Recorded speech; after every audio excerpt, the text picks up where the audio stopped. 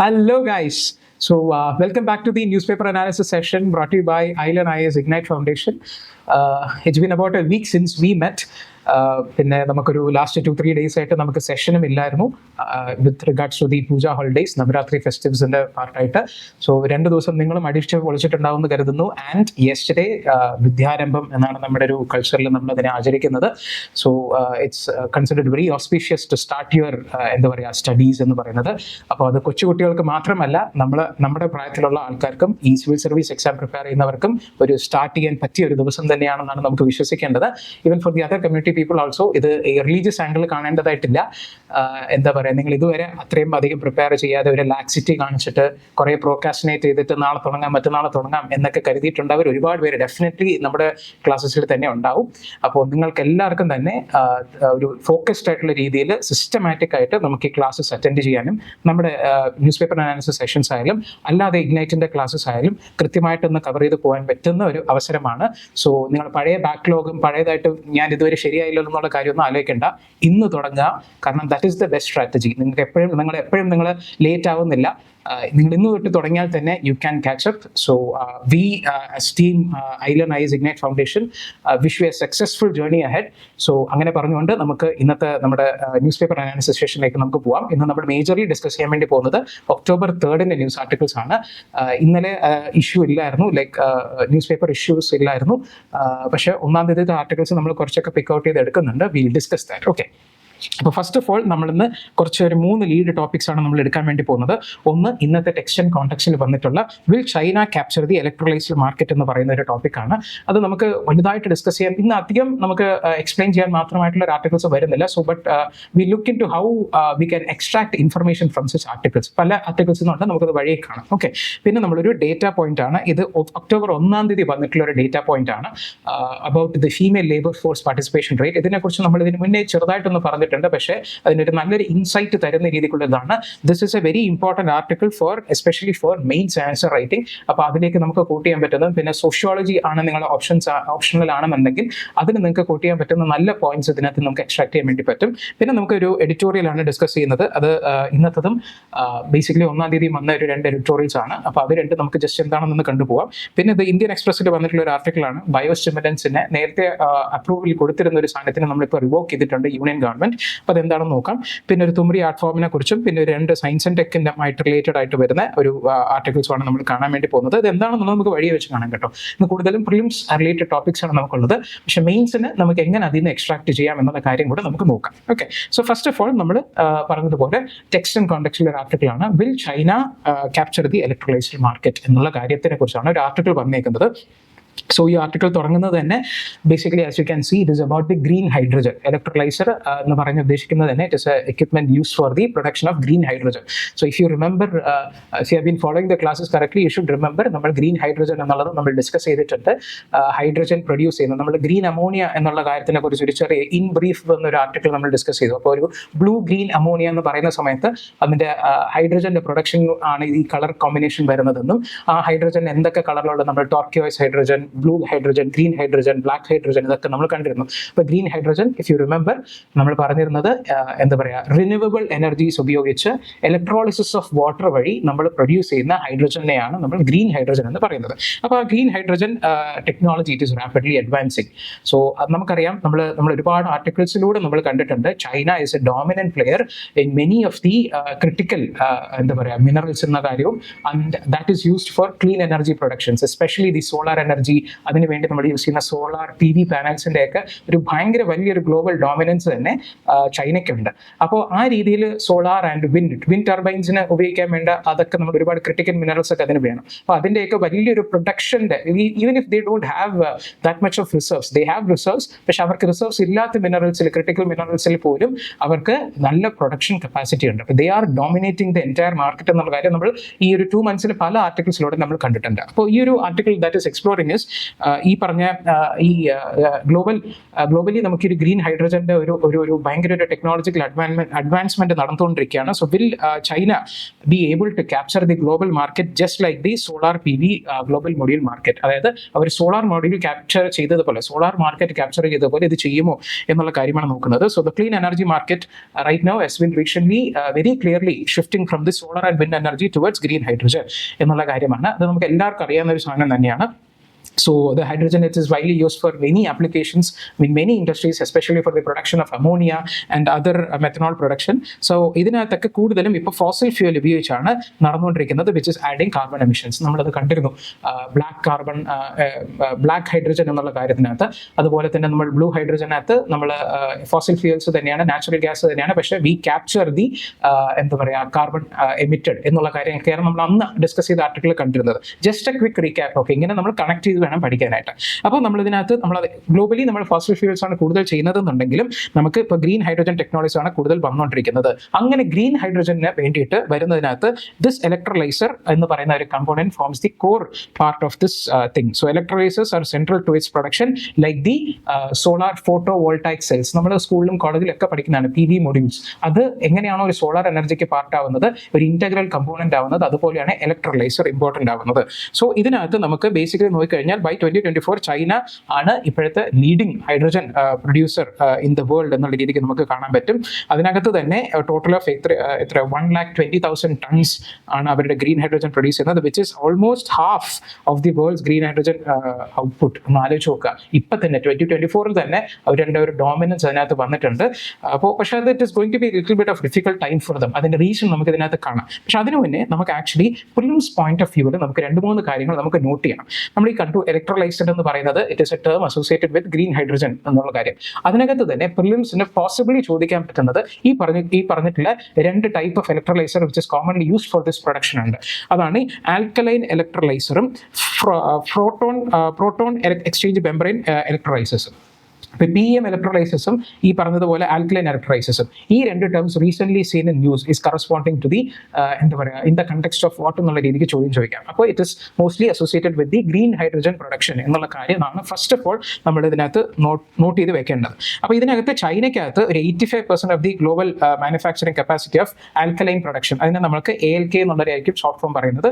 ഈ proton exchange മെംബ്രെയിൻ്റെ സാധനത്തിനകത്ത് PEM എന്നുള്ള രീതി ഇനി നമ്മൾ ഡിസ്കസ് ചെയ്യുമ്പോൾ അതായിരിക്കും നമ്മൾ പറയുന്നത്. അപ്പോൾ ഇതിനകത്ത് ഇത് രണ്ടുമാണ് കമേഴ്ഷ്യൽ പ്ലാന്റ്സിൽ വന്നുകൊണ്ടിരിക്കുന്നത്. പക്ഷേ ഈ ALK എന്ന് പറയുന്നത് കുറച്ച് മെച്ചുവേർഡ് ആണ്, പക്ഷേ അതിനകത്ത് ചെറിയൊരു ഡ്രോബാക്സ് രണ്ടിനും ആക്ച്വലി ഉണ്ട്. അതാണ് ഈ പറയുന്നത്. ഈ ALK ഇലക്ട്രോലൈസറിന് ആക്ച്വലി കോസ്റ്റ് ലോ ആണ്, ലോ കോസ്റ്റ് ആണെന്നുണ്ടെങ്കിലും പക്ഷേ അത് PEM ഇലക്ട്രോലൈസിന്റെ അത്ര എഫിഷ്യൻ്റ് അല്ല. പക്ഷേ this is more mature in terms of like അതിൻ്റെ ഒരുപാട് എന്താ പറയുക ഇയേഴ്സ് ഓഫ് എവല്യൂഷൻ അത് വന്നിട്ടുണ്ട്. അപ്പോൾ അത് കുറച്ച് മെച്ചുവേർഡ് ആയിട്ടുള്ള ഒരു ടെക്നോളജി ആണ്. എന്നിട്ട് അതുകൊണ്ട് തന്നെ അതിൻ്റെ കോസ്റ്റ് ലോ ആണ്. അതായത് നമ്മൾ ചെറിയൊരു എക്സാമ്പിൾ നോക്കുകയാണെന്നുണ്ടെങ്കിൽ സോളാർ PV മൊഡ്യൂൾസ് ഒക്കെ ആദ്യം വന്ന സമയത്ത് ഭയങ്കര ഹൈ കോസ്റ്റ് ആയിരുന്നു. പക്ഷേ over A period of time when they evolve ഒരുപാട് ടെക്നോളജിക്കൽ അഡ്വാൻസ്മെന്റ്സ് അതിൽ വരുന്നത് മൂലം അത് കുറേ കൂടെ റിഫൈൻഡ് ആയിട്ട് നമുക്കിപ്പോൾ നല്ല ചീപ്പായിട്ടാണ് നമ്മൾ സോളാർ എനർജീസ് നമുക്ക് പ്രൊഡ്യൂസ് ചെയ്യാൻ വേണ്ടി പറ്റുന്നത്. അതുപോലെ തന്നെ ഇയേഴ്സ് ഓഫ് എവല്യൂഷൻ ഉള്ളതുകൊണ്ട് ALK അതിന്റെ കോസ്റ്റും ലോ ആയിരിക്കുന്നു. പക്ഷേ നമ്മളൊരു എഫിഷ്യൻസി വൈസ് നോക്കുകയാണെന്നുണ്ടെങ്കിൽ PEM ആണ് നമുക്ക് കൂടുതൽ എന്താ പറയുക efficient in the production of hydrogen എന്നുള്ള കാര്യമാണ്. സോ ഒരു ഫ്ലക്ച്വേറ്റിംഗ് പ്രോബ്ലം ലോഡിന്റെ, അതായത് ഫ്ലക്ച്വേറ്റിംഗ് ലോഡിന്റെ ഒരു പ്രോബ്ലം ഉണ്ട്. അതായത് ഇലക്ട്രോളിസിസ് വഴിയല്ലേ ഇത് ചെയ്യുന്നത്. അപ്പോൾ ലോഡ് ഫ്ലക്ച്വേറ്റ് ചെയ്യുന്നത് വരെ അതിന്റെ ഒരു ഇഷ്യൂ നമുക്ക് കൂടുതൽ ഇതിനകത്ത് കാണാൻ വേണ്ടി പറ്റും. അതാണ് ഇതിന്റെ ഒരു ഡ്രോബാക്ക് എന്ന് പറയുന്നത്. അപ്പോൾ PEM ഇലക്ട്രോലൈറ്റ്സ് എന്ന് പറയുന്നത് it actually offers higher efficiency even at fluctuating loads and higher purity of hydrogen as the output as well. അപ്പോൾ PEM ആണ് നമുക്ക് ബെറ്റർ, പക്ഷേ കുറെ കൂടി ഇവോൾവ് ആയിട്ടുള്ളതും കുറെ കൂടെ കോസ്റ്റ് എഫക്റ്റീവ് ആയിട്ടുള്ളതെന്ന് പറയുന്നതാണ് ഈ ആൽക്കലൈൻ എന്നുള്ളത്. ഇതിന്റെ ഒരു ബേസിക് ഐഡിയ വേണം. May be A sentence can be framed out of ഈ ഒരു സ്റ്റേറ്റ്മെന്റ്സ്. അല്ലാന്നുണ്ടെങ്കിൽ ഈ 2 ടേം, ഈ ഇലക്ട്രോലൈസേഴ്സ് 2 ടേം എന്തുമായിട്ടാണ് അസോസിയേറ്റ് ചെയ്ത് വെച്ചിരിക്കുന്നത് എന്നുള്ള കാര്യം മാത്രം നോക്കുക. അപ്പം ചൈനയുടെ ഇപ്പോൾ തന്നെ ഗ്ലോബലി ഭയങ്കര ഇലക്ട്രോലൈസർ അതിനകത്ത് ഭയങ്കര ഡോമിനന്റ് പൊസിഷനിലേക്ക് വന്നുകൊണ്ടിരിക്കുകയാണ്. അപ്പോൾ ചൈന എങ്ങനെയാണ് എസ്റ്റാബ്ലിഷ് ചെയ്യുന്നത് dominance? China was able to capture the solar PV module market by offering cheaper rates due to the state subsidies. State ഒരുപാട് സബ്സിഡീസ് കൊടുക്കും, ഒരുപാട് ഇൻസെൻറ്റീവ്സ് കൊടുക്കും പ്രൊഡ്യൂസ് ചെയ്യുന്നതിനകത്ത്. അപ്പോൾ അതുവഴി കുറെ കൂടെ ബെറ്റർ ആയിട്ടുള്ള ഒരു പ്രൊഡക്ഷനും എന്താ പറയുക കുറെ കൂടെ ചീപ്പർ റേറ്റ്സിൽ എക്സ്പോർട്ട് ചെയ്യാൻ പറ്റുന്ന ഒരു രീതിയിലേക്ക് അങ്ങനെ നമ്മൾ ഗ്ലോബലി അവർ മാർക്കറ്റ് ക്യാപ്ചർ ചെയ്തിട്ടുണ്ട്. Integrating the supply chains. അപ്പോൾ ഒരു സാധനം ഇതിന് വേണ്ടിയിട്ടുള്ള ഒരു സാധനത്തിന് ഇന്റഗ്രേറ്റ് ചെയ്യുക. അതായത് ഇപ്പോൾ നമ്മൾ പറഞ്ഞു സോളാർ PV സെൽസിനെ കുറിച്ച് ക്രിട്ടിക്കൽ മിനറൽസ് ഒക്കെ വേണമെന്നത്. അപ്പോൾ ഈവൻ ഇഫ് ചൈനക്ക് ഇല്ല എന്നുണ്ടെങ്കിൽ അത് വേറെ ഏതെങ്കിലും കൺട്രിയിൽ നിന്ന് സോഴ്സ് ചെയ്യുക, അതിനെ കൃത്യമായിട്ട് ആ ഇൻഡസ്ട്രീസിലേക്ക് എത്തിക്കുക, എന്നിട്ട് ഈ ചെയ്യുന്ന സാധനത്തിന് ഒരു എക്സ്പോർട്ട് മാർക്കറ്റ് കണ്ടെത്തുക. ഇങ്ങനെ സപ്ലൈ ചെയിൻസിനെ മൊത്തം ഇന്റഗ്രേറ്റ് ചെയ്തായിരുന്നു China. That is one of their plus points. പിന്നെ നമ്മൾ control over the raw materials. നമ്മൾ ഈ പുറത്ത് നമ്മൾ പറഞ്ഞു ലൈക്ക് അവർക്ക് റോ മെറ്റീരിയൽസ് അവരുടെ തന്നെ ഒരുപാട് ക്രിട്ടിക്കൽ മിനറൽസിന്റെ റോ മെറ്റീരിയൽസ് ഉണ്ട്, റെയർ എർത്ത് മിനറൽസിന്റെ റോ മെറ്റീരിയൽസ് ഉണ്ട്. അപ്പോൾ ഇത് അവരുടെ കയ്യിൽ ഇല്ലെന്നുണ്ടെങ്കിൽ പോലും അവർ ഒരുപാട് ലീസിനടുത്ത് അവരുടെ പ്രൊഡക്ഷൻ കപ്പാസിറ്റിയിൽ അവരുടെ റോ മെറ്റീരിയൽസിന് ഒരു ഷോർട്ടേജും ഇല്ലാത്ത രീതിക്ക് അവർ ഭയങ്കരമായിട്ട് അവരുടെ പൊസിഷനെ ഡോമിനന്റ് ആക്കി. പിന്നെ ക്വിക്കറായിട്ട് അതിന്റെ പ്രൊഡക്ഷൻ ഫെസിലിറ്റീസിനെ റോൾ ഔട്ട് ചെയ്തു. അപ്പോൾ ഈ രീതിയിൽ വരുമ്പോഴാണ് അവർ ആ സോളാർ PV മൊഡ്യൂൾസിനെ മാർക്കറ്റ് ചെയ്തത്. അതുപോലെ തന്നെയാണ് ഇപ്പോൾ ഈ രീതിയിൽ ഇപ്പോൾ നമ്മുടെ ഗ്രീൻ ഹൈഡ്രജന്റെ പ്രൊഡക്ഷൻ രീതിയിലും അവർ കണ്ണുവെക്കുന്നത്. അപ്പോൾ അതിനകത്ത് average price of ALK electrolyser supplied by China it is very significantly lower than the average price overseas. ഈ ALK ഇലക്ട്രോലൈസർ കൊണ്ട് ഇപ്പോൾ നമുക്കൊരു യൂറോപ്പിൽ ഒരു പ്ലാന്റ് നമ്മൾ ചെയ്ത് കഴിഞ്ഞാൽ ഏകദേശം ഒരു 45% കോസ്റ്റ് അഡ്വാൻറ്റേജ് ഉണ്ടാവും. ഒന്ന് ആലോചിച്ച് നോക്കുക. അപ്പോൾ എവരിബഡി ഒരു മാർക്കറ്റ് എന്ന് പറയുന്നത് തന്നെ ഒരു എന്താ പറയുക ഒരു പ്രൊഡക്ഷനും അതിൻ്റെ ഒരു വിലയും ഒക്കെ വെച്ചിട്ടായിരിക്കും അതിൻ്റെ ഒരു ഇത് പോകുന്നത്. അപ്പോൾ if we use the Chinese electrolysers അത് വെച്ച് നമുക്കൊരു 45% നമുക്കൊരു എന്താ പറയുക കോസ്റ്റ് അഡ്വാൻറ്റേജ് കിട്ടുകയാണെന്നുണ്ടെങ്കിൽ നമുക്ക് വേണ്ടെന്ന് വെച്ച് കഴിഞ്ഞാൽ നമുക്കത് ഒരു പോയിന്റിന് ശേഷം നമുക്കത് യൂസ് ചെയ്യേണ്ടി വന്നേക്കാം. But this is what the China does. The prices in China's ഇപ്പോഴും ഡിക്രീസ് ചെയ്തുകൊണ്ടിരിക്കുകയാണ് because due to the supply chain maturity and increasing entrants in the market. അതായത് കോമ്പറ്റീഷൻ കൂടുന്തോറും നമുക്ക് കുറച്ചും കൂടെ കോസ്റ്റ് എഫക്റ്റീവ് ആകും. നമ്മുടെ ഇപ്പം നമ്മുടെ ജിയോ വന്നതിന് ശേഷം അതിൻ്റെ ഒരു ഡേറ്റയും കാര്യങ്ങളൊക്കെ എത്രമാത്രം റെവല്യൂഷൻ ഉണ്ടായി. ഇപ്പോൾ ഒരുപാട് എൻട്രൻസ് കൊണ്ടുവരുമ്പോഴത്തേക്കും കുറച്ച് കോമ്പറ്റീഷൻ വരും. അതുപോലെ തന്നെ സപ്ലൈ ചെയിൻ മെച്യൂരിറ്റി, ഒരു വെൽ മെഷീൻഡ് ആയിട്ടുള്ള ഓയിൽ വർക്ക് ചെയ്യുന്ന സമയത്ത് എത്രത്തോളം എഫിഷ്യൻ്റ് ആയിരിക്കും. അതുപോലെ സപ്ലൈ ചെയിൻ മെച്യൂർ ആയി കഴിഞ്ഞാൽ, അതായത് കാര്യങ്ങളൊക്കെ ഒരു സ്മൂത്ത് ആയിട്ട് റൺ ചെയ്ത് പോകുന്ന ഒരു സിസ്റ്റം എസ്റ്റാബ്ലിഷ് ചെയ്ത് കഴിഞ്ഞാൽ നമുക്ക് കുറേയൊക്കെ കോസ്റ്റ് സേവ് ചെയ്യാൻ വേണ്ടി പറ്റും. അങ്ങനെയാണ് സപ്ലൈ ചെയിൻ മെച്യൂരിറ്റിയുടെ കാര്യം.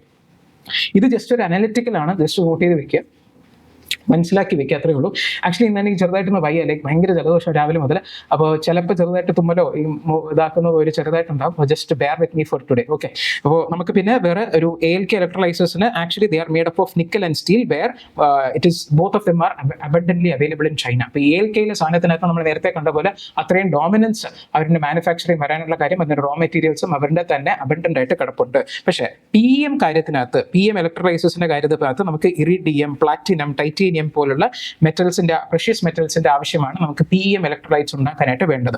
അത് കുറച്ച് സിഗ്നിഫിക്കൻ്റ്ലി കോസ്റ്റ് റെഡ്യൂസ് ചെയ്യാനായിട്ടുള്ള ചാലഞ്ചസ് ചൈനയ്ക്ക് കൊണ്ടുവരും. അതായത് ALK ഇലക്ട്രോലൈസേഴ്സ് കൊടുക്കുന്ന അത്ര കോസ്റ്റ് എഫക്റ്റീവ് ആയിട്ട് PM ഇലക്ട്രോലൈറ്റ്സ് അവർക്ക് കൊടുക്കാൻ വേണ്ടി പറ്റില്ല, ഇലക്ട്രോലൈസേഴ്സിനെ അവർക്ക് കൊടുക്കാൻ വേണ്ടി പറ്റില്ല.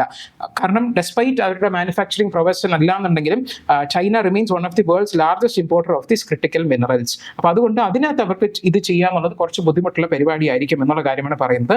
പിന്നെ നമുക്ക് ഇതിനകത്ത് അവിടുത്തെ തന്നെ രണ്ട് മേജർ ആയിട്ടുള്ള technological giants who wear mainly focusing on ആ സോളാർ PV സെൽസിനെയൊക്കെ ഫോക്കസ് ചെയ്യുന്നവരൊക്കെ അവരും ഗ്രീൻ ഹൈഡ്രജനിലേക്ക് പോകുന്നുണ്ട് എന്നുള്ള കാര്യമാണ് പറയുന്നത്. നൗ എന്തുകൊണ്ടാണ് ഈ ഒരു കാര്യത്തിലേക്ക് നമുക്ക് China will be very difficult for them to emulate this solar success in the hydrogen എന്ന് പറയുന്നത്? കാര്യം എന്ന് വെച്ച് കഴിഞ്ഞാൽ ഈ ചൈന എന്താ പറയുക ഈ സോളാറിലേക്ക് ഇൻവെസ്റ്റ് ചെയ്ത് റിന്യൂവബിൾ എനർജിയിലേക്ക് തുടങ്ങുന്ന സമയത്ത് the world was bit slow.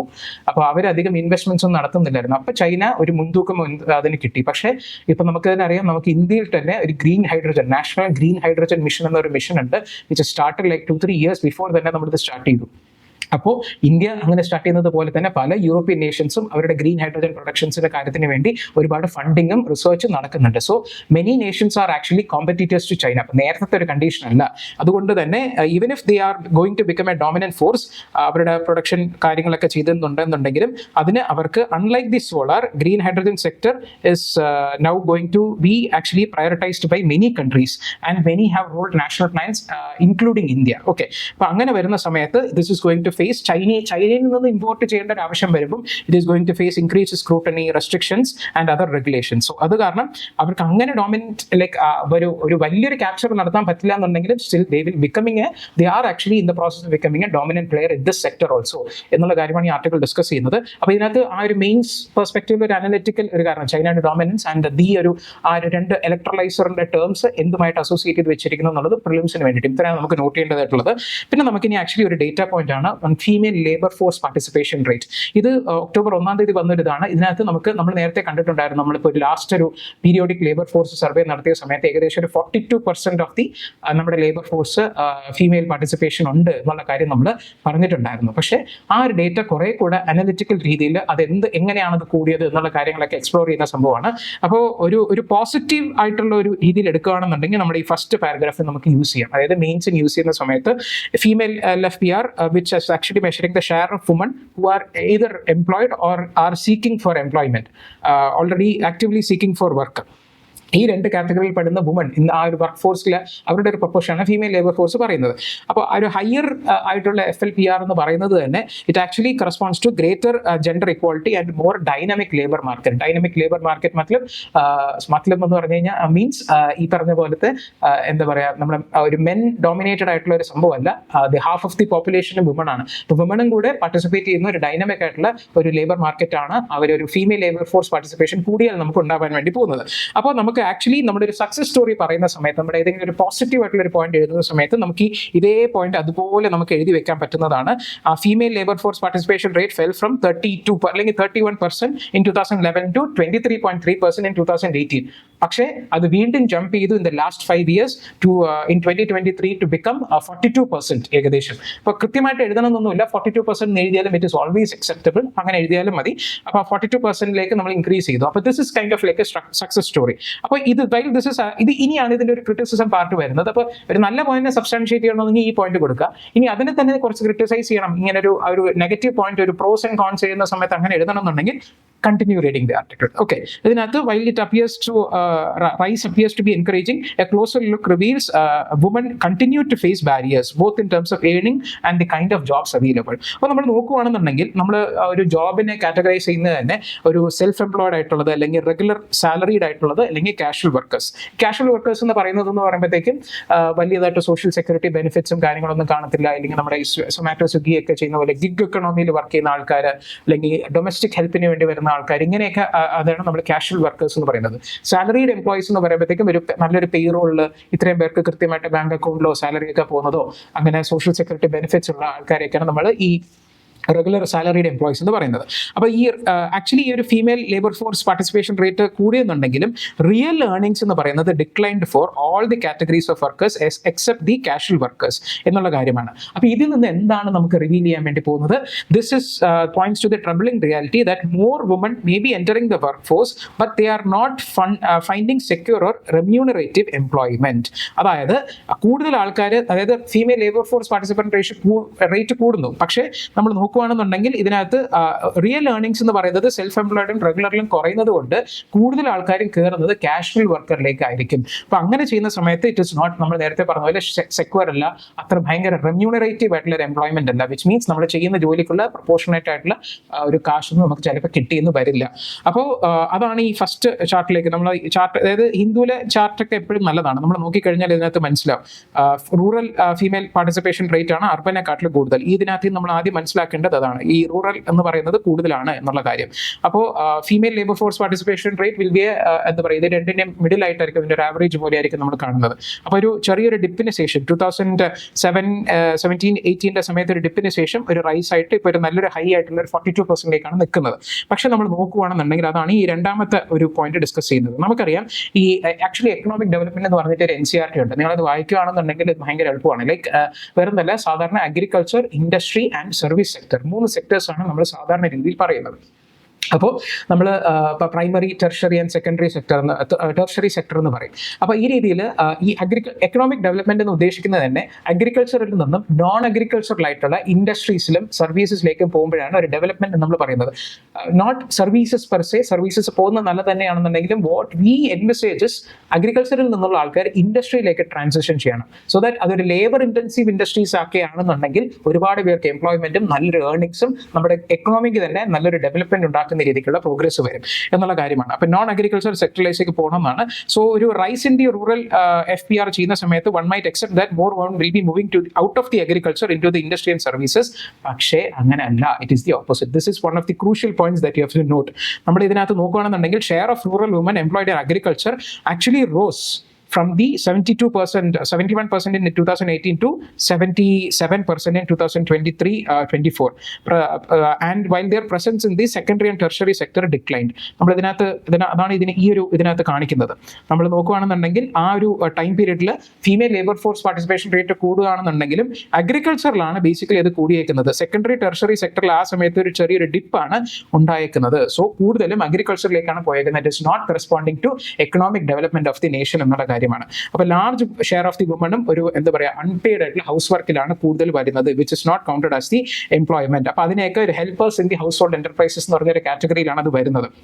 അപ്പോൾ നമ്മൾ നോക്കിക്കഴിഞ്ഞാൽ among the rural woman 15 years and അബോവിനകത്ത് ഒരു sharp fall in the reporting of domestic duties വന്നിട്ടുണ്ട്, വിച്ച് ഇസ് കൺസിഡർഡ് കുറച്ചൊരു എൻകറേജിംഗ് ആയിട്ട് നമുക്ക് തോന്നിയേക്കാം. പക്ഷേ this shift is mirrored by a 10.5 increase in the rise of woman counted as helpers in household enterprises. Basically same ആണ്, ഒരു കാറ്റഗറൈസേഷനിൽ difference വന്നു. അപ്പോൾ മറ്റതിനകത്ത് കുറഞ്ഞു നമ്മൾ കരുതുന്നുണ്ടെങ്കിലും പക്ഷെ അങ്ങനല്ല. ഈ ഹെൽപ്പേഴ്സ് ഇൻ ഡൊമസ്റ്റിക് എന്റർപ്രൈസസിനകത്ത് വരുന്നത് അത്ര റെമ്യൂണറേറ്റീവ് ആയിട്ടുള്ള കാര്യമല്ല. അപ്പോൾ there is a reduction in the unpaid domestic work. പക്ഷേ this is actually translating into the self-employment, not into an expansion of wage employment. അതായത് റെഗുലർ സാലറീഡ് ആയിട്ടുള്ള ഒരു വേജ് എംപ്ലോയ്മെന്റിലേക്കല്ല അത് വരുന്നത്.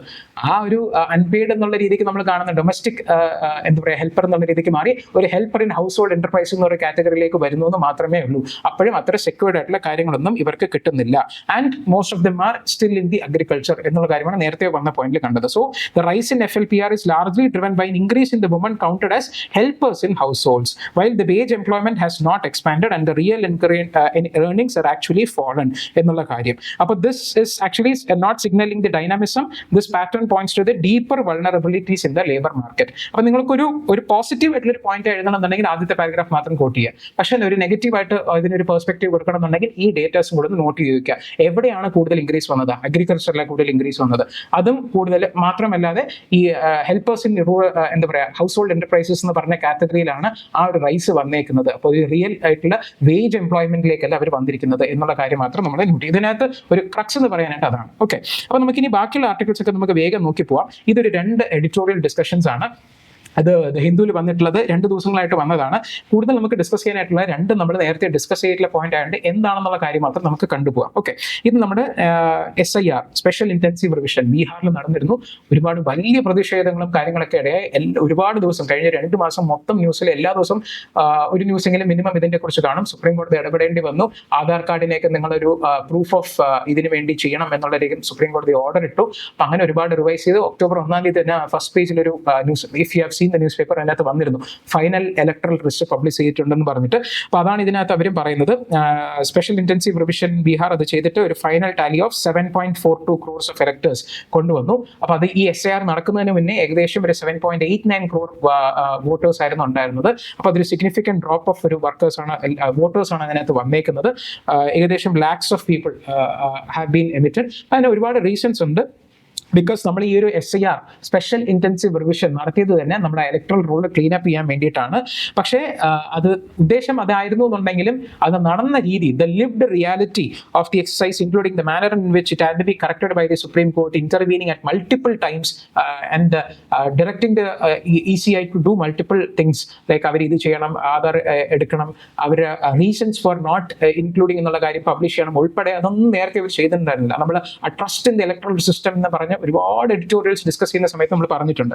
അപ്പോൾ ECIയുടെ ambition of extending the SIR nationwide ചെയ്യുന്ന സമയത്ത് ഈ ഒരു കണ്ടക്റ്റിൽ അതൊരു മാറ്റർ ഓഫ് കൺസേൺ ആണ്. കാരണം ബീഹാറിലുണ്ടായ ഇഷ്യൂസ് ഒക്കെ നേഷൻ വൈഡ് കണ്ടക്ട് ചെയ്യുമ്പോഴും ഉണ്ടാവാം. ബിക്കോസ് നമ്മൾ ഈ അലന്ത് എന്ന് പറഞ്ഞ കോൺസ്റ്റിറ്റ്യുവൻസിൽ ഒരു Form 7 ഇഷ്യൂ ഒക്കെ കണ്ടു. 2023 നടന്ന ഇഷ്യൂവിനാണ് അവർ കഴിഞ്ഞ ഒരു ആഴ്ചക്കകത്ത് ഈ സിഗ്നേച്ചർ വെച്ചിട്ട് ആധാർ വാലിഡേറ്റർ ഈ സിഗ്നേച്ചർ ഫീച്ചർ ഇനേബിൾ ചെയ്തത്. അതും നമ്മുടെ leader of opposition Shri Rahul Gandhi ഒരുപാട് എലിഗേഷൻസ് റേസ് ചെയ്ത് ഒരു വലിയ നേഷൻ വൈഡ് ഡിബേറ്റ് ആയതിനു ശേഷമാണ് ആ ഒരു കറക്റ്റീവ് മെഷർ എടുത്തത്. 2023 കണ്ടുപിടിച്ച സാധനത്തിന് ഇതുവരെ ചെയ്യാത്ത ആൾക്കാർ. അപ്പോൾ അത്രേ പ്രൊആക്റ്റീവ്നെസ് ഓഫ് ECI നമുക്കൊന്ന് കണ്ടറിയാവുന്ന കേസേ ഉള്ളൂ. അപ്പോൾ ഈ ഒരു കാര്യത്തിനകത്ത് അങ്ങനെ ഇരിക്കുന്ന ഒരു ECI ഇപ്പോൾ ഒരു നേഷൻ വൈഡ് കണ്ടക്ട് ചെയ്യുന്ന സമയത്ത് they have to address all the concerns എന്നുള്ളതാണ് ഈ ആർട്ടിക്കിൾ മെയിൻ ആയിട്ട് ഡിസ്കസ് ചെയ്യുന്നത്. അപ്പോൾ ഇതിനകത്ത് ഒരുപാട് കണ്ടീഷൻസ് റീസൺസ് അവർ പറയുന്നുണ്ട്. അഡ്മിനിസ്ട്രേറ്റീവ്ലി സൗണ്ട് ആണ്.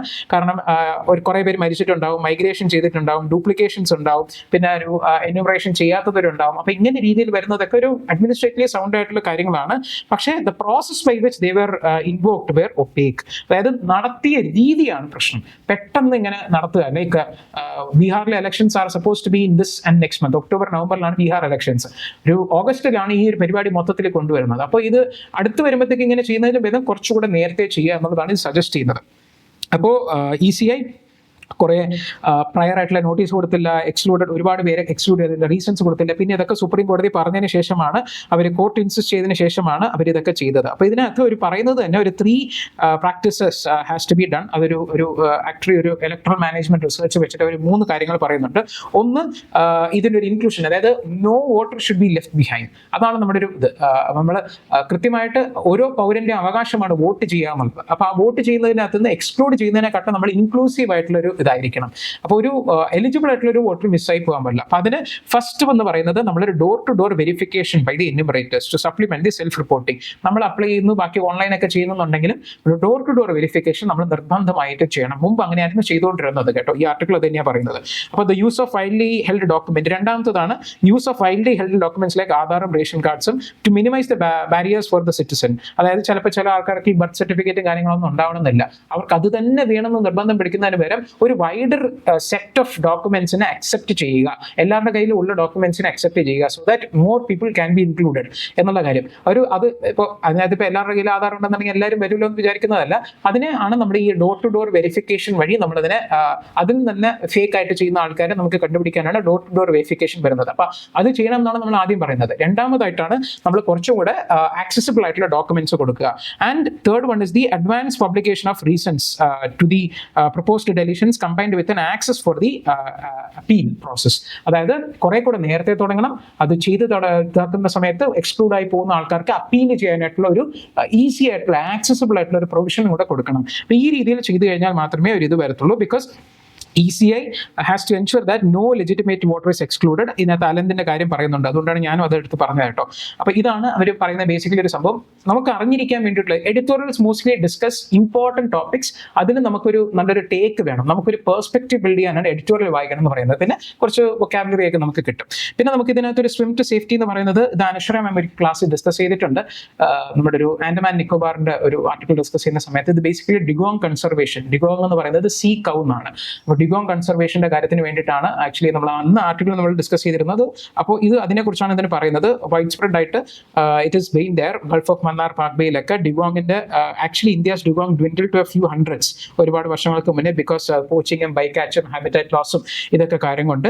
ആൻഡ് പൊതുവേ തന്നെ ആനിമലിന്റെ ഒരു സ്ലോ റേറ്റ് ഓഫ് റിപ്രൊഡക്ഷൻ ആണ് അതിനകത്തുള്ളത്. അപ്പോൾ അതുകൊണ്ട് തന്നെ ഭയങ്കരമായിട്ട് ഡ്വിൻഡിൽ ചെയ്തായിരുന്നു. പക്ഷേ ഒരു ലാസ്റ്റ് ഡെക്കേഡിൽ നമ്മൾ ഒരുപാട് ഇനിഷ്യേറ്റീവ്സ് നമ്മൾ കണ്ടക്ട് ചെയ്തു. അപ്പോൾ series of initiatives they have actually reverse this decline. അപ്പം അങ്ങനെ ഒരു മോസ്റ്റ് ഇമ്പോർട്ടൻറ്റ് സ്റ്റെപ്പാണ് Tamil Nadu government they declared the dugong conservation reserve in the Palk bay area under the wild life protection rules. അപ്പോൾ ഇതിനകത്ത് നമുക്ക് പ്രിലിംസ് പോയിന്റ് നോക്കേണ്ടത് ഒരു കൺസർവേഷൻ റിസർവിനെ ഏത് ആക്ടിന്റെ അടിയിലാണ് ഇതിനെ നമുക്ക് എന്താ പറയുക ഡിക്ലെയർ ചെയ്യുന്നത്. അത് ഈ വൈൽഡ് ലൈഫ് പ്രൊട്ടക്ഷൻ ആക്ട് എന്ന് പറയുന്നത് 1972 വൈൽഡ് ലൈഫ് പ്രൊട്ടക്ഷൻ ആക്ട്. ഇത് കഴിഞ്ഞ ദിവസം രാമു സാർ ക്ലാസ്സിൽ എൻവയൺമെന്റ് ക്ലാസ്സിനകത്ത് ഈ ആക്ടിനെ കുറിച്ച് ചെറുതായിട്ട് ഡിസ്കസ് ചെയ്തിട്ടുണ്ട്. അപ്പോൾ അതിനകത്ത് ആക്ടിന്റെ അടിയിൽ വരുന്ന ബോഡീസിനും കാര്യങ്ങളൊക്കെ നമ്മൾ അതിനകത്ത് മെൻഷൻ ചെയ്തിട്ടുണ്ടായിരുന്നു. Hope you remember that. Okay, അപ്പോൾ ഇതിനകത്ത് ഡിഗോങ് കൺസർവേഷൻ റിസർവ് ചെയ്തു. ഇപ്പോൾ തമിഴ്നാടിന്റെ ഒരു സ്റ്റീബോട്ട് ഷിപ്പാണ് ഇതിനകത്ത് ഉണ്ടായത്. അപ്പോൾ സീ ഗ്രാസ് മെഡോ, ഡിഗോങ് കഴിക്കുന്നത് സീ കൗ കഴിക്കുന്നത് സീ ഗ്രാസ്. അപ്പോൾ അങ്ങനെ ഓർത്താൽ മതി. അപ്പോൾ ഇത് അതിനെ പ്രൊട്ടക്ട് ചെയ്യാൻ വേണ്ടിയിട്ട് അപ്പോൾ അതിന്റെ ഫുഡായിട്ടുള്ള കാര്യങ്ങളെ പ്രൊട്ടക്ട് ചെയ്യുക, കൺസർവ് ചെയ്യുക എന്നുള്ളതാണ് ഇതിന്റെ മെയിൻ ആയിട്ടുള്ള ഉദ്ദേശം.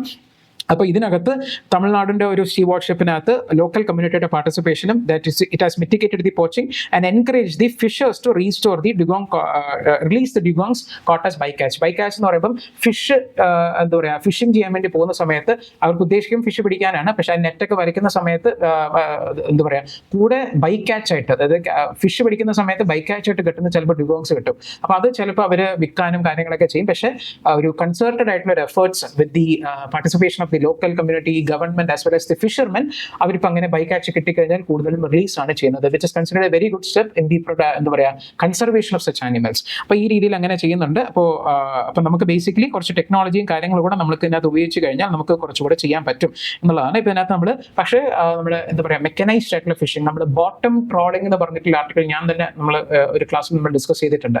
ബോട്ടം ട്രോളിംഗ് വളരെ എന്താ പറയുക ശ്രീലങ്ക കച്ചത്തീവ് ഇഷ്യൂ ചെയ്യുന്ന സമയത്തായിരുന്നു നമ്മൾ ഡിസ്കസ് ചെയ്തത്. ഓർക്കുന്നുണ്ടാകും കരുതുന്നു. കരുതുന്നു. ഒരുപാട് സംഭവം വലിയൊരു രീതിയിൽ നമ്മളത് ചെയ്യുന്ന സമയത്ത് it has causing a lot of destruction to the under water ecosystem എന്നുള്ള കാര്യം നമ്മൾ പറഞ്ഞത്. അതായത് main point of contention between India and Sri Lanka.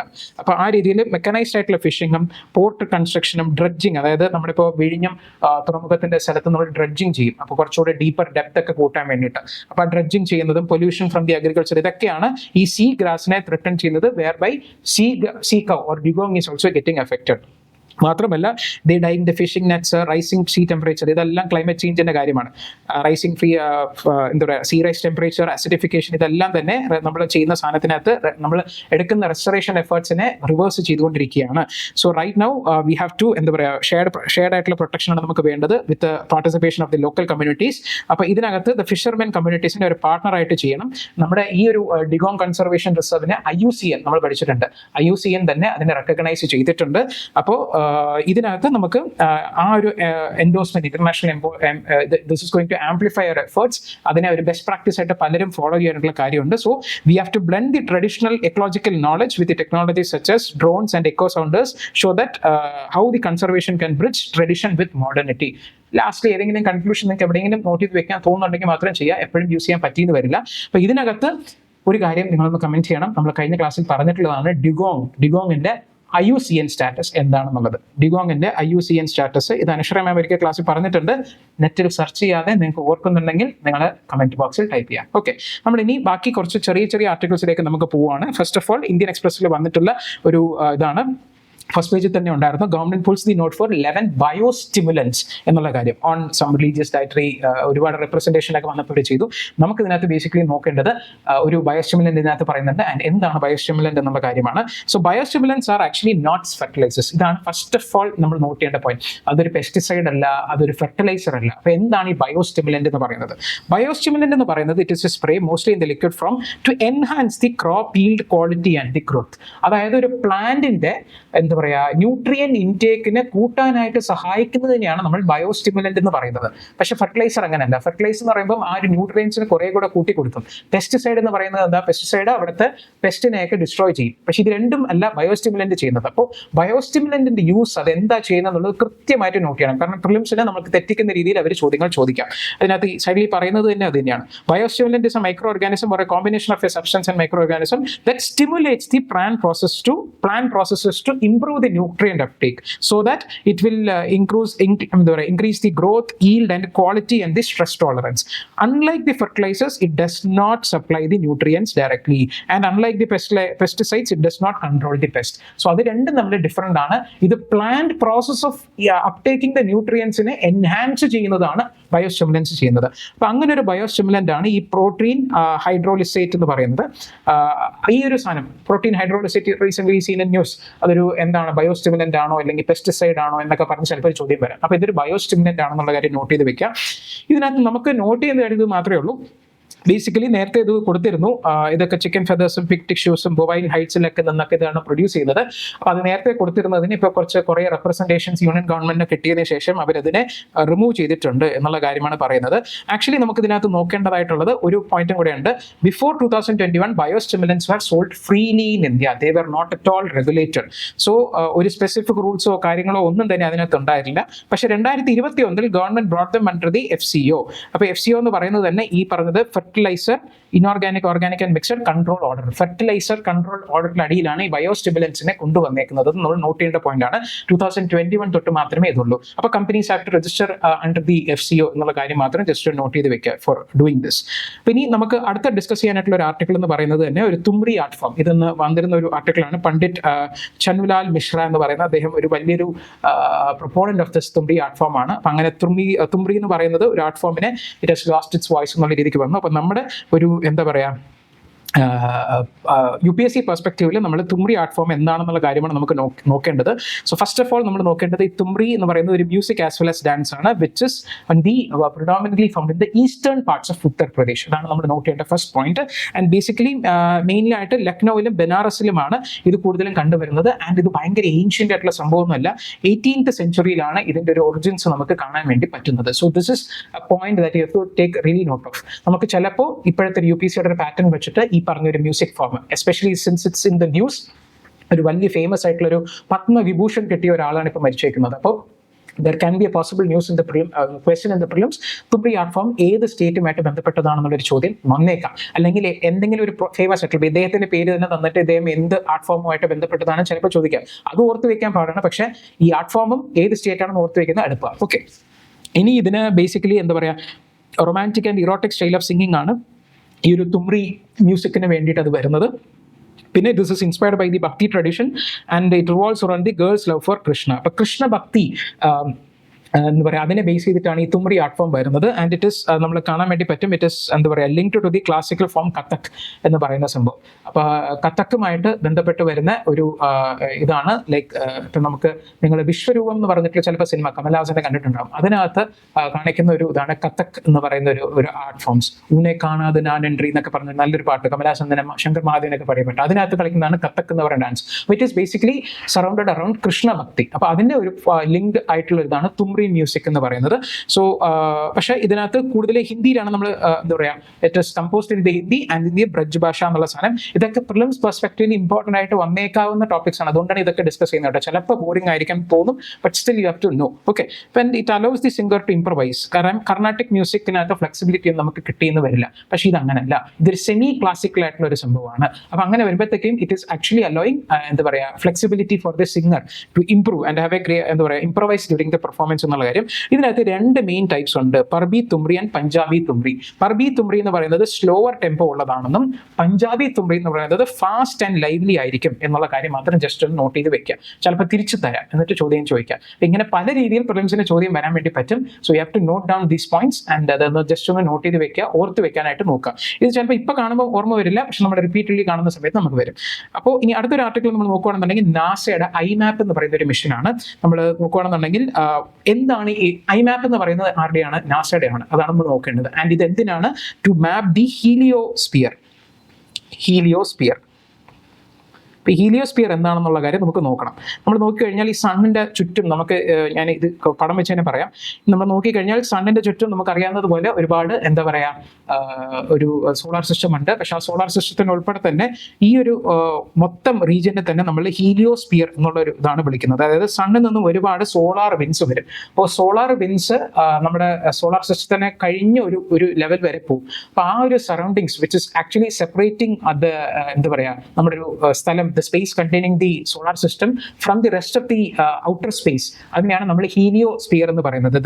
Where എന്താ പറയുക the solar flares extend their എന്താ പറയുക influence എന്നുള്ള കാര്യം. So this is a continuous stream of charged particles called the solar winds creates a vast region around our solar system called the heliosphere. This acts like a protective bubble that shields the planets from cosmic rays and interstellar particles. അപ്പോൾ ഇതിന്റെ ഈ ഒരു സാധനത്തിന്റെ ഒരു എൻഡിനെയാണ് നമ്മൾ ഹീലിയോപോസ് എന്ന് പറഞ്ഞ് വിളിക്കുന്നത്. ഇവിടെ കണ്ടു ഹീലിയോപോസ് എന്ന് പറഞ്ഞ് ഈ ഒരു പാർട്ടിനെ വിളിക്കുന്നതാണ്. അപ്പോൾ നമ്മുടെ Voyager 1 and Voyager 2 spacecrafts, അപ്പോൾ ഈ രണ്ടും നമ്മൾ outer solar system, outside the solar സിസ്റ്റത്തിന്റെ കാര്യങ്ങളെ നോക്കാൻ വേണ്ടിയിട്ടാണ് നമ്മളിത് വിട്ടേക്കുന്നത്. They have actually passed this point. അതല്ല ന്യൂസ്. പക്ഷെ നമ്മുടെ നാസയുടെ ഒരു പുതിയൊരു മിഷൻ ഐമാപ്പ് മിഷൻ വരുന്നുണ്ട്, where they are actually planning to map this energised particles. So they are it is called the interstellar mapping and acceleration probe. September 24 launch ചെയ്തേക്കുന്നത്. It is going to map the heliosphere's boundaries. This will help us to improve the space weather predictions എന്നുള്ള കാര്യം. ഇതാണ് നമുക്ക് not ചെയ്യേണ്ടതായിട്ടുള്ളത്. ഒരു 10ഓളം scientific instruments ഉണ്ട്. അപ്പോൾ ഇതിനകത്ത് ഈ ഐമാപ്പ് എല്ലോ, ഐമാപ്പ് എച്ച്, ഐമാപ്പ് അൾട്ര ഇത് ഇത്ര എളുപ്പമായിട്ട് ചോദിക്കും തോന്നുന്നില്ല. കാരണം ചിലപ്പോൾ ചില ഇൻസ്ട്രുമെന്റ്സിന്റെ പേര് എന്നിട്ട് ഇത് ഏത് മിഷന്റെ പാർട്ടായിട്ടെന്നൊക്കെ പറഞ്ഞ് ചോദിക്കാം. പക്ഷേ ഇത് ഐമാപ്പ് എന്ന് പറയുമ്പോൾ ഐമാപ്പ് മിഷൻ ആണെന്ന് നമുക്കറിയാമല്ലോ. അപ്പോൾ അതുകൊണ്ട് അങ്ങനെ വരണമെന്നില്ല. പക്ഷേ ഇത് എവിടേക്കാണ് പോകുന്നത് എന്നുള്ള കാര്യം നമ്മൾ നോട്ട് ചെയ്ത് വെക്കണം. IMAP will travel to the sun earth Lagrange point about 1.6 million kilometres from the earth towards the sun. സണ്ണിന്റെയും എർത്തിന്റെയും അടുത്ത് ഉള്ള ഒരു പോയിന്റാണ് L1 എന്ന് പറയുന്ന ഒരു പോയിന്റ് ആണ്. നമ്മൾ ആദിത്യ L1 മിഷൻ എന്റെ പേരിലാണ്. ആദിത്യ L1 മിഷൻ എന്ന് പറഞ്ഞിട്ട് ഒരു മിഷൻ ഉണ്ട് സണ്ണിലേക്ക് നമ്മൾ ഇന്ത്യ വിട്ടിട്ടുള്ളത്. അതും ലഗ്രാഞ്ചെ പോയിന്റ് ആദിത്യ L1 എന്ന് പറയുമ്പോൾ ലഗ്രാഞ്ചെ പോയിന്റ് ആണ് ഉദ്ദേശിക്കുന്നത്. അവിടേക്ക് വിട്ടൊരു മിഷനാണ്. അപ്പോൾ അത് അതേ സ്ഥലത്ത് തന്നെയാണ് ഇത് പോകുന്നത്. ഇതിന്റെ significance now we don't have the time to say much. അപ്പോൾ നമ്മൾ ഇതിന്റെ ഒരു സിഗ്നിഫിക്കൻസ് എന്ന് പറയുന്നത് തന്നെ എർത്തിന്റെയും സണ്ണിന്റെയും ഗ്രാവിറ്റേഷണൽ പോയിന്റ് ക്യാൻസൽ ഔട്ട് ചെയ്ത് പോകുന്ന ഒരു പോയിന്റ് ആണ്. അപ്പൊ ആ പോയിന്റിൽ ഒരു സ്പേസ് ക്രാഫ്റ്റ് വരികയാണെന്നുണ്ടെങ്കിൽ ആ ഒരു പോയിന്റ് അതൊരു എന്താ പറയാ നമ്മൾ സണ്ണെടുത്ത് മൂവ് ചെയ്യുന്നതോറും ആ പോയിന്റ് മൂവ് ചെയ്യും. അപ്പൊ ആ പോയിന്റിലേക്ക് നമ്മളൊരു സാധനത്തിനെ പ്ലേസ് ചെയ്ത് കഴിഞ്ഞാൽ അവിടുന്ന് പിന്നെ ആ ഓർബിറ്റിൽ അതിന് നിൽക്കാൻ എടുക്കാൻ അധികം ഫ്യൂവൽ എക്സ്പെൻസസിന്റെ ആവശ്യം അതിനകത്ത് വരുന്നില്ല. അപ്പോൾ അതൊരു ആ ഒരു പോയിന്റിലേക്ക് ഇവിടെ കൊണ്ട് എത്തിക്കുക എന്നുള്ളതാണ് ലഗ്രാഞ്ചി പോയിന്റ് എന്ന് പറയുന്നത്. The gravitational forces balance in a way that allows the spacecraft to remain in a stable orbit with minimum fuel use എന്നുള്ള കാര്യം. അപ്പോൾ ഇതാണ് നമുക്ക് കണ്ടിന്യൂസ്ലി നമുക്കൊരു എന്താ പറയുക അതിനെ ഒബ്സർവ് ചെയ്ത് ഒരു ഹീലിയോസ്ഫിയറിന്റെ ഒരു ഇത് എടുക്കുക എന്നുള്ളതാണ്. Actually I wanted to show a video, സമയമില്ലാത്തതുകൊണ്ട് ചെയ്യുന്നില്ല. Those who have access to this PDF you can just click on this. ഈ പറഞ്ഞ സംഭവം നമുക്ക് ഒരു നാസയുടെ ഒരു മിഷനിലേക്ക് നമുക്കത് പോകുന്നതായിരിക്കും. അപ്പോൾ ജസ്റ്റ് ഒന്ന് കാണിച്ചു തരാമേ. നമുക്ക് നോക്കുകയാണെന്നുണ്ടെങ്കിൽ നാസയുടെ ഒരു ഇതിലേക്ക് നമ്മളിത് പോകുന്നു, നാസയുടെ പേജിലേക്ക്. അപ്പോൾ അതിൻ്റെ ഒരു ട്രെയിലർ എന്നൊക്കെ പറഞ്ഞ് കാണിക്കുന്നുണ്ട്. അപ്പോൾ ജസ്റ്റ് നിങ്ങൾ ഇതിനകത്ത് ഒന്ന് കണ്ടാൽ മതി. ഇതിനകത്ത് ഈ പറഞ്ഞ ഒരു ബബിൾ സ്പേസ് ആണ്. അപ്പോൾ ബബിളിനകത്ത് ഒരു ഔട്ടർ സ്പിയർ, ഔട്ടർ എന്താ പറയുക, സോളാർ സിസ്റ്റത്തിന്റെ ഔട്ടർ ഇതുമായിട്ടുള്ള ഒരു ബബിളാണ് ഇതിനകത്ത് കാണുന്നത്. കൂടുതൽ കാണിക്കുന്നില്ല, നിങ്ങൾ തന്നെ സ്വയം കണ്ടാൽ മതി കേട്ടോ. നമ്മൾ വീഡിയോ കാണുന്ന സമയത്ത് അല്ലെങ്കിൽ നാസയുടെ പേജിൽ പോയി തന്നെ കാണാൻ വേണ്ടി പറ്റും. അപ്പോൾ നമ്മൾ നമ്മുടെ ആർട്ടിക്കിളിലേക്ക് വരുന്ന സമയത്ത് പിന്നെ നമുക്ക് നോക്കാനായിട്ടുള്ളത് ബേസിക്കലി ഒരു ലാസ്റ്റ് ഒരു ആർട്ടിക്കിളാണ് ANRFന്റെ സരൾ എന്ന് പറഞ്ഞിട്ടുള്ള പോർട്ടൽ. അപ്പോൾ ANRF എന്താണ് നമുക്ക് നോക്കാം. അതിന്റെ സരൾ എന്ന് പറയുന്നത് INRF എന്ന് പറയുന്നത് ഒരു റിസർച്ച് ഫൗണ്ടേഷൻ ആണ് ഇന്ത്യയുടെ, അതൊരു സ്റ്റാറ്റ്യൂട്ടറി ബോഡിയാണ്. നമുക്ക് നോക്കാം. സരൾ എന്ന് പറയുന്നത് it is a tool that is being developed by this ANRF, എന്താ പറയുക, simplified and automatic research amplification and leading. This is going to summarise for the lay persons, ഒരു ChatGPT ഒക്കെ നമുക്ക് ചെയ്യുന്നത് പോലെ summarise the complex scientific research to make it more accessible for the layman to understand ആ ഒരു റിസർച്ചും ചെയ്യുന്ന സാധനങ്ങളിലൊക്കെ. അപ്പോൾ അങ്ങനെ ഒരു കുറെ കൂടെ റിസർച്ച് കാര്യങ്ങൾ ആക്സസിബിൾ ആക്കാനും കുറെ കൂടെ അണ്ടർസ്റ്റാൻഡബിൾ ആക്കാനും വേണ്ടിയിട്ടുള്ള ഒരു AI ഇനേബിൾഡ് ആയിട്ടുള്ള ടൂളാണ് artificial intelligence to extract the information from the research publications ഒക്കെ ചെയ്യുന്നത്. അപ്പോൾ ബേസിക്കലി നമുക്ക് ANRFന്റെ കാര്യം കൂടെ നമ്മൾ നോക്കേണ്ടതായിട്ടുണ്ട്. ANRF എന്ന് പറയുന്നത് ഒരു സ്റ്റാറ്റ്യൂട്ടറി ആയിട്ടുള്ള ബോഡിയാണ്. സ്റ്റാറ്റ്യൂട്ടറി ബോഡിയാണ്. ഈ ANRF ആക്ട് എന്ന് പറയുന്നത് തന്നെ ആക്ച്വലി ഒരു ഇതുണ്ട്, ANRF ആക്ട് 2023. അപ്പോൾ ANRF ആക്ട് പ്രകാരമാണ് ഇത് വരുന്നത്. ആൻഡ് ഈ ഒരു ഇത് ബോഡി വരുന്നത് തന്നെ ഡിപ്പാർട്ട്മെന്റ് ഓഫ് സയൻസ് ആൻഡ് ടെക്നോളജിയുടെ അടിയിലാണ് കേട്ടോ. Department of science and technology under the ministry of science and technology. അപ്പോൾ ഈ സാധനം നമുക്ക് പ്രിലിംസ് പോയിന്റ് ഓഫ് വ്യൂവിൽ നമുക്ക് അറിഞ്ഞിരിക്കേണ്ട ഒരു സാധനമാണ്.